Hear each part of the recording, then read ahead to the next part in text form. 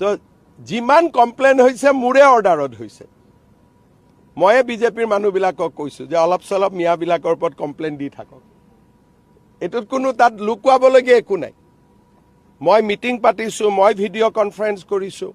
আৰু মই কৈছোঁ সকলোকে য'ত যিমান পাৰে ফৰ্ম 7 ঢালক যাতে অলপ দৌৰা-দৌৰি হৈ থাকে কষ্ট হৈ থাকে বুজি পায় যে অসমীয়া জাতি এতিয়াও জীয়াই আছে ইয়াত এটা কংগ্ৰেছৰ আপত্তি থাকিলেও থাকিব আৰু মই কি কৰিব পাৰোঁ কৰক না কি আছে কেছ দিয়ক পুলিচে বিচাৰ কৰিব কিন্তু মিয়াকেতো কষ্ট দিব গৈছিল নহয় গতিকে যোনে যেনেকে পাৰে মিয়াক কষ্ট দিয়ক না আপুনিও দিয়ক না ৰিক্সাত উঠিলে 5 টকা ভাড়া হ'লে 4 টকা দি দিব কষ্ট খালেহে অসমৰ পৰা যাব ৰাতিটো 9টাত গৈছিলে মইতো কওঁ মিয়াক কষ্ট দিব ৰাতি 12টাতো যাওক ক'বাত যাব খুজিলে এইবিলাক কোনো ইছ্যু নহয়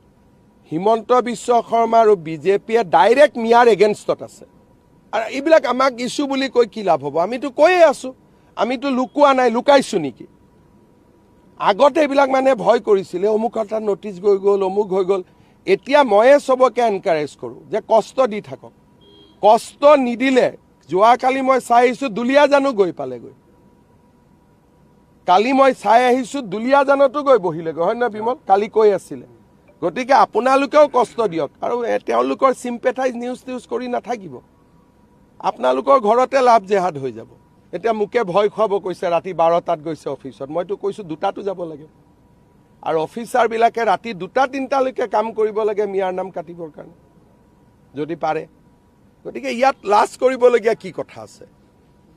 আমাৰ দৰে যদি যুঁজিলেহেঁতেন মিয়াৰ লগত অসমখনৰ পৰিৱেশ এনেকুৱা নহ'লেহেঁতেন আগতে যদি যুঁজিলেহেঁতেন কংগ্ৰেছে নুযুঁজিলে বুলি এনেকুৱা হ'ল আৰে মোক মিয়াই ভাল পায় দুখীয়া মিয়াই মোক ভাল পায় আৰু ছোৱালীবিলাকেতো মোক চব মিয়াৰ ছোৱালীয়ে ভাল পায় আৰু মোৰ লগত কথা পাতি বহুত মিয়াই কৈ আছে মিয়াৰ ছোৱালীয়ে কৈ আছে যে 2টাতকৈ মামা বেছি জন্ম নিদিওঁ মোৰ লগত কেতিয়াবা ঢিং ৰূপহীত যাব কলেজত মোৰ সমান কোনো পপুলাৰ নাই মোক ভালো পায় সেইকাৰণে অৰুণোদয় দিওঁ সেইকাৰণে আমি দুখীয়া মানুহকতো দিগদাৰ নকৰোঁ দালাল কেইটাকহে দিগদাৰী কৰোঁ দুখীয়া মানুহৰ লগততো কি আছে মই য'তে যাওঁ তাতে মোৰ লগতে থাকে মই ভোট খুজিলে ভোটো দিব